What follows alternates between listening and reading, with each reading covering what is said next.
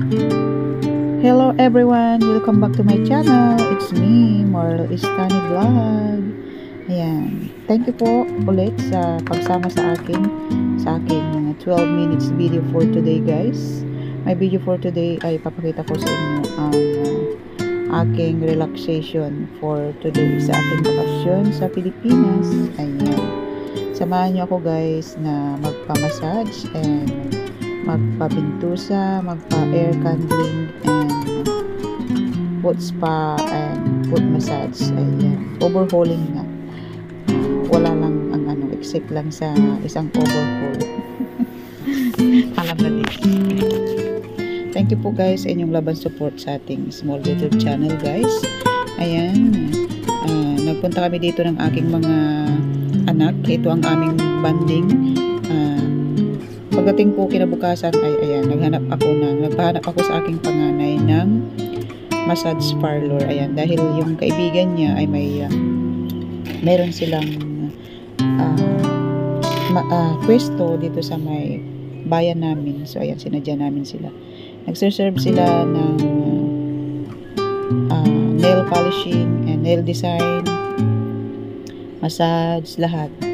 Pintusa, body scrub, ayan. Bali, siya, meron silang sale that day. Ayan, bali, full package siya. For couple ay 1,700. Ayan, mamimili ka po sa air candling, and pintusa, full body massage, and body scrub. Ayan. So, ang pinili ko ay foot spa. Binaliwala ko muna yung body scrub kasi kaya ko namang i-scrub ang aking sarili. Yun lang yung mga pintusa, mga massage, and air candling. Ayan yung mga madalang nating magawa kasi nga tayo ay malayo and mahal sa abroad ang mga ganito. So, ito yung pinagawa natin. So, ayan. Ang sarap po sa pakiramdam na ma-relax tayong mga mamshis. Alam ko na napapagod tayo, na lahat na lang iniisip natin para sa pamilya natin, at yun ay hindi po masama. At kailangan din natin isipin minsan ang ating mga sarili. Pangalagaan po natin ang ating mga sarili kasi sa pag-alaga natin sa mga asawa natin, sa mga anak natin, ay napapabayaan na natin ang ating sarili. Ayan. Ako po ay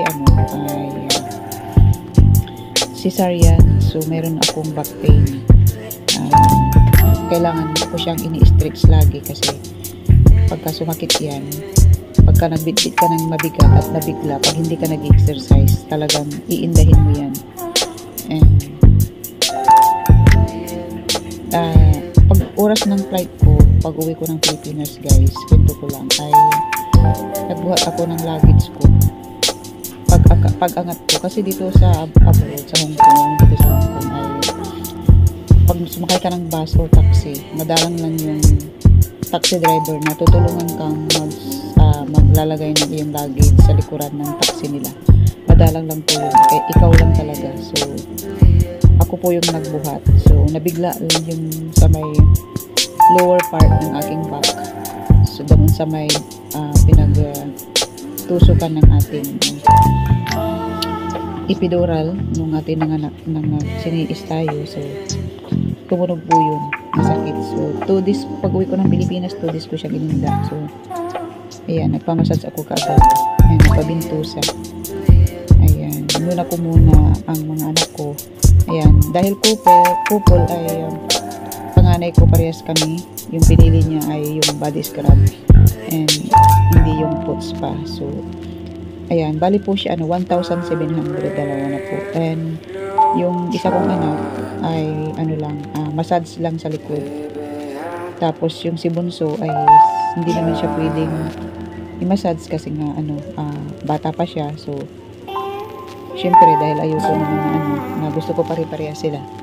So, sabi niya sa akin ay, "Mami, pirahin ko na lang." O, diba? So, yung 1,700 divide mo into 2 kung magkano yung niya.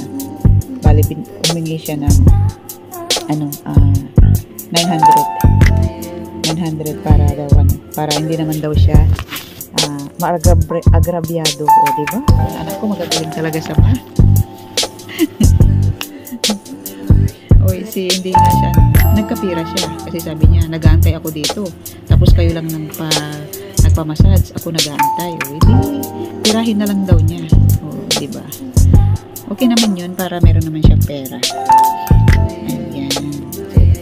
Nakwento ko lang, masaya lang bilang mami na dati ang banding namin ay pumunta sa mga palaruan, ayan, sa mall, yung mga bibili ng mga laruan, ganyan. Ngayon ay magastos na ang banding naming mag-ina. Pero okay lang naman kasi madalang lang naman ako umuwi. Ayan, punta ng Watson, bili ng makeup, bili ng kung ano-ano na medyo mahal kasi hindi naman sila makabili ng basta-basta pag ako'y wala kasi limited lang ang binibigay kong allowance nila. So, nakakabili lang sila ng mga gamit kung nagtitipid sila sa kanilang mga baon kung may natira. So, ayan, tinakpan na po ang ating bintusa, guys. And after nyan, ay imamassage po nila ang aking arms and sabay bandang paa. Hindi ko na po siya kinuha lahat kasi masyadong mahaba. Kasi ano yan, 1.5 hours yan. So, isa't kalahating oras. So, pwede ka matulog po. Pero di ako natulog. Dinamdam ko yung sarap ng haplos, ng init, ng basta, ang sarap sa pakiramdam. So, ayan. Nasa ano na sila sa ating mga paa. And then, alisin na po nila ang bintusa. Ayan. Meron silang pinoprovide na short pants. Ayan. Kasi alisin mo talaga lahat. Alisin mo ang bra and underwear. Underwear is hindi naman, lang. Underwear kasi siya masyadong mixy. So, bibigyan ka nila ng short pants na manipis lang. And then, pagka imamassage nila or is ibababa lang nila ng konti yung shorts. And, ayan. Sarap sa pakiramdam, guys, na mamassage lahat. And after massage po, guys, ay ang aking magkabila ang tenga naman. Tawag nila ay air candling. Ayan. May benefits po yan, guys. And, maganda daw yan. Na nakaka-release ng mga iba't ibang sakit. Tingnan natin kung ang benefits niyan. Ayan, sabi niya, benefits of air candling: soften air wax build up. Ayan, palalambutin daw ang mga dumi-dumi sa tenga, relieves sinus pressure. Ayan, improve lymphatic fluid flow. Ayan, improve sense of smell. Ayan, reduce headaches. Ayan, reduce itchy ears. Ayan, prevent plug ears, avoid swimmer's ear. Ayan, diba? Meron pa daw ito pa. Excessive build up of air wax. Parehas lang.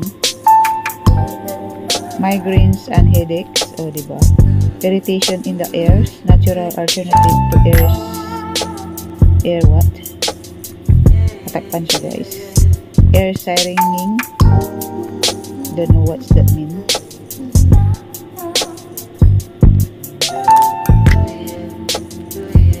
Basta maano siya, masarap sa pakiramdam. Nakaka-relax po siya. And iubos nila yan. Parang candle nila yan. Pero palagay ko hindi naman yung candle. Parang lang siya. Parang papel. Kasi mabilis siyang naubos. Pinorm lang nila as like a candle.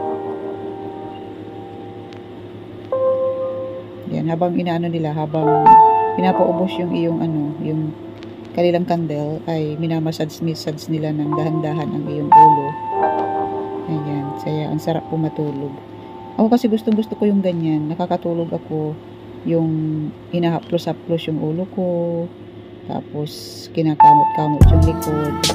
Ayan, doon ako nakakatulog. Kaya nung nung nagpapabibi pa ako sa asawa ko nung buntis ako. Siyempre pag buntis ka, di ba? Lahat ng ipapagawa mo sa asawa mo ay gagawin nila. So, ayan. Gusto ko ipagawa sa kanya yung hina-aplos yung noo ko. Yung hinahagod-hagod yung buhok. Tapos, sa likod, hina-aplos, kinakamot-kamot. Ayan, tapos na po guys. Minute naman tayo sa ibang shop din naman to guys. Sa naman to, sa ibang store. Ay, pinagsama ko lang. Ayan, ay magpaano naman tayo. Foot massage, foot spa, scrub. Ayan. Pero doon sa massage ay meron din, foot spa lang, konti lang. Kasi may oras silang hinahabol. So, binabad mo na nila. And then, ayan, sarap sa pakiramdam guys. Tapos natin magpa-pedicure. Ayun naman. Video pricing nga lang siya guys. Siyempre kasama ko pa rin yung mga anak ko. Hindi po ako nakakaalis pag umuwi ako ng Pilipinas na ako lang mag-isa guys. Hindi po ako mapakali pag umalis ako mag-isa. Nakakaalis lang ako pag halimbawa reunion ng mga kaibigan ko, mga reunion ng mga elementary classmates, high school, ganun lang ako nakakaalis mag-isa. At alam niyo na, mga kapitbahay. Siyempre baka pag umalis tayo mag-isa sabihin nila may dates, di ba? So ayan, tsaka nagigilty din ako na hindi kasama yung mga anak ko pag ako'y lumalabas. So ayan, maraming salamat guys. Thank you for love and support. Relax lang din po mga mami pag may time for work. Thank you so much. God bless everyone. Thank you Bahay Kulitan. And thank you sa mga nag-support. God bless. Bye. Marley Stani Vlog is signing off.